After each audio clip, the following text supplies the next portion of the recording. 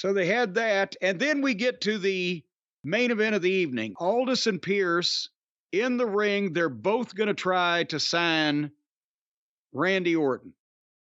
And Aldis, as your general manager of SmackDown, and he introduces Orton. And when Randy comes out, have you noticed he's starting to look like those classic pictures of his grandfather? And I'm not saying Randy Orton looks like his grandfather in a bad way. When his grandfather was young, Bob Orton, because remember, Bob Orton Jr. was taller, thinner, lankier. No, but they all have the same face. They all have that Orton face. Well, but also Bob Orton Jr. had curly hair and long, floppy curly hair for much of his career, and that's how you picture him. Whereas Randy, it not only has the Orton face, but is wider, like it, because remember, Bob Orton Sr. had a big upper body, and he looked like, when they did those classic early 60s pictures, he posed like Johnny Valentine or Buddy Rogers and had the good lighting and the blonde hair. Well, Randy has that.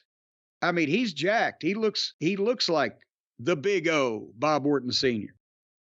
But he got a big ovation and screams and chants and blah, blah, blah.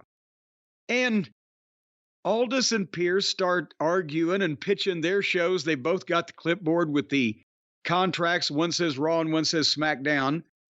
And Adam Pierce, right off, I will get you a title shot with Seth Rollins for the world title if you sign this contract.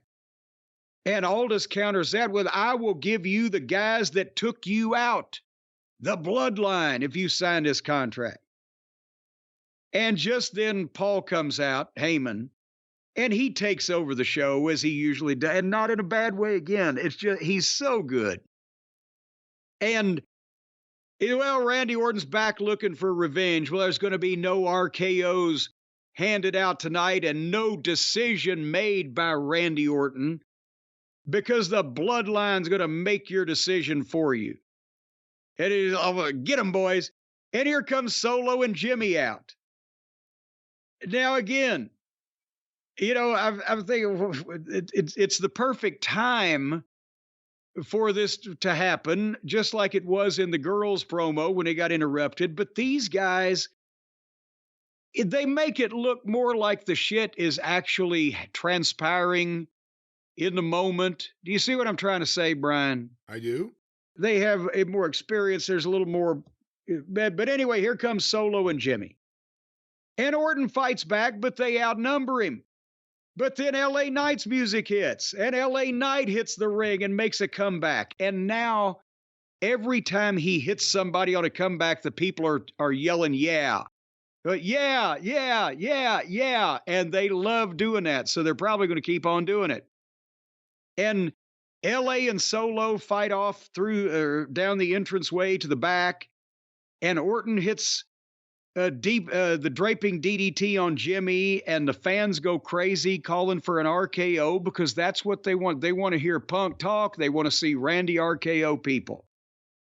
And as the fans are chanting Randy, Randy, boom, he hits it, and Heyman's upset, and Orton takes both contracts, and Paul's going, go to Raw, and you'll be safe.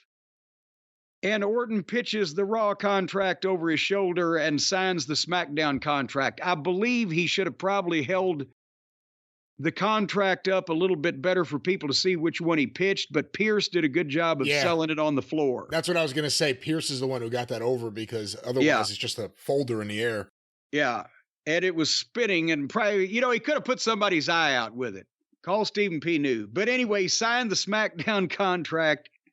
And then he told Paulie, call Roman and tell him Daddy's back. Oh, and Paul storms off in a huff, and Aldis raises Orton's hand, and the music is playing, and then Orton jumps up and RKO's Nick Aldis. Boom, so we got that going on too, because you couldn't trust the rattlesnake. Apparently you can't trust the viper either. Little Aldis, Orton, McMahon, Austin dynamic going on here. Do you think they should have done that? Yes, I love it. Because Aldis, Here's the thing. I'm not saying that Aldis and Pierce need to get in the ring and settle their differences in the next couple months. That's an ongoing thing. But Aldis is obviously an ex-wrestler and a pretty decent-sized human being. He shouldn't be paralyzed by one RKO. And this establishes the same thing they were doing with Austin and McMahon. Orton's going to be anti-authority, even if this authority is a little more posh, but he's still a little heelish. And I think he can take a bump like that. And now he's going to begrudgingly, he's just signed Orton, but now he's going to secretly want to get even with him. And he's going to have to temper that with what's best for business. But all this, at least you can understand this shit. And it means something. It doesn't get lost. There's plenty of time to dwell on it in the middle of these goddamn rotten matches on this show.